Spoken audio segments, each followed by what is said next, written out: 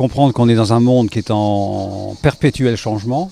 On a eu un économiste qui nous a expliqué que nous n'étions pas en crise, nous sommes en évolution permanente. Ce qu'on appelle la crise aujourd'hui, c'est une évolution. Donc les modèles stabilisés qu'on a connus après la guerre, les périodes de baby-boom, les 30 glorieuses, tout ça sont un peu derrière nous. Et par exemple, l'idée de se faire une carrière, toute une vie dans une entreprise est à mon avis un concept qu'il faut abandonner. Et si on veut que l'individu s'épanouisse, ça nécessite certainement qu'il prenne des responsabilités, des jobs, tout au long de sa vie, qui se succèdent, s'enchaînent et le font grandir.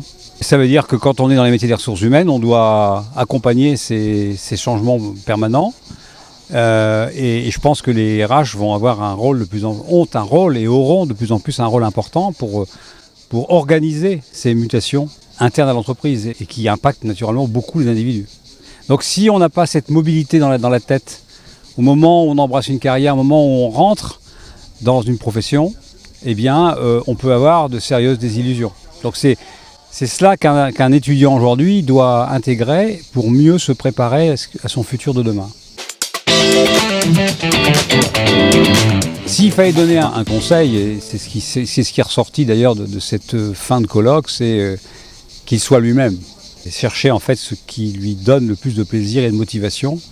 Et par rapport à ça, embrasser une carrière qui lui apporte cette satisfaction, qui lui permet de se révéler et de s'épanouir. Et c'est ça le gros challenge à la fois des étudiants, mais aussi des écoles qui dispensent les formations.